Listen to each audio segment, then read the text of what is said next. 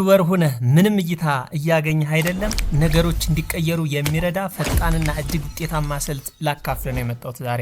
ብዙ ጀማሪዎች ሙሉ በሙሉ ችላ የሚሏቸው የተደበቁ የዩቲዩብ ቻናል ሴቲንጎችን እንመለከታለን። አብራችሁን ቆዩ። ሲጀምር ያለ እውነታ ይሄ ነው። የዩቲዩብ አልጎሪዝም ስለይዘ ምንም መረጃ የለውም። ኢላማ ያደረጉትን ተመልካች ምን እንደሆነ ስለማያውቅ ቪዲዮዎችን ሳይቀየሩ ቀጥታ የት እንደሚልካቸው አያቅምና እኔም ማስተካከል ይኖርባል።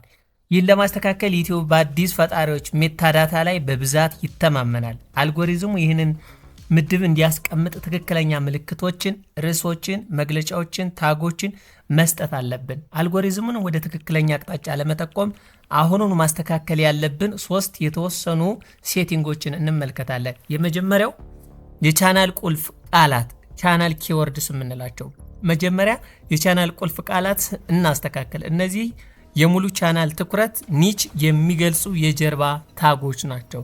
ይህን ለማግኘት መጀመሪያ ዩቲዩብ ስቱዲዮ ላይ እንከፍታለን። ከዛ ሴቲንግ የሚለውን እንሄዳለን።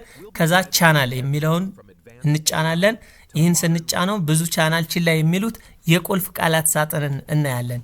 ለምሳሌ እንደ ምግብ ማብሰል፣ ፋይናንስ፣ ቴክኖሎጂ፣ ሞቲቬሽን ሊሆን ይችላል። አጠቃላይ ቃላት ብቻ ያስገቡ። ከዚህ ይልቅ ትክክለኛ ተመልካች በፍለጋ ሳጥን ውስጥ የሚጽፋቸውን የተወሰኑ ረጅም ሐረጎች ሎንግ ቴል ፍሬዝ ምንለው ይጠቀሙ። ለምሳሌ ለኮሌጅ ተማሪዎች ቀላል የምግብ ዝግጅት፣ በዘርፉ ያሉ ታላላቅ ፈጣሪዎች የትኞቹን ቁልፍ ቃላት እንደሚጠቀሙ ለማጥናት የብሮቻችን ኤክስፐርቶች እንዴት ኤክስቴንሽን እንደሚጠቀሙ ማየት ያስችላል ማለት ነው።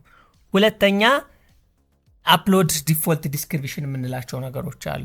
እነዚህ አፕሎድ ዲስክሪፕሽን ምንድናቸው? በዚህ የሴቲንግ ምሳሌ ውስጥ ወደ አፕሎድ ዲፎልት እንሄዳለን። ከዛ ይህን ጠቅ እናድርገዋለን።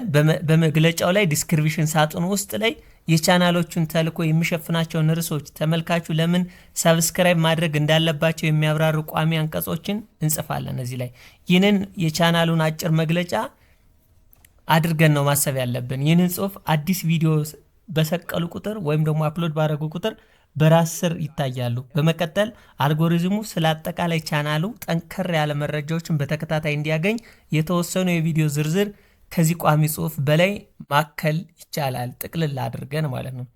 ሶስተኛ ዲፎልት ታጎችን ማስቀመጥ ይኖርብናል።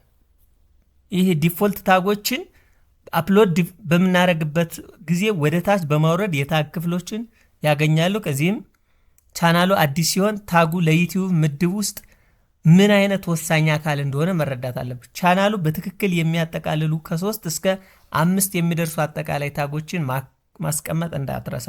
ልክ እንደ ቻናሉ ቁልፍ ቃላት አጠቃላይ ርዕሶችን ለተወሰኑ የፍለጋ ሐረጎች ጋር ማዋሃድ እንዲችል እነዚህን ነባሪ ነገሮችን ማስቀመጥ ይኖርብናል ማለት ነው። በጥቅሉ እነዚህ 3 ቦታዎች በማመዛዘን በመሰረቱ ለዩቲዩብ አልጎሪዝም ወደ ኢላማዎች ተመልካች የሚወስድ የመንገድ ካርታ እየሰጡ ነው። ቪዲዮዎችን ለሌሎች እንዲመከር ወይም ደግሞ ሪኮመንድ እንዲያደርግልን ይህንን ማድረግ አለብን።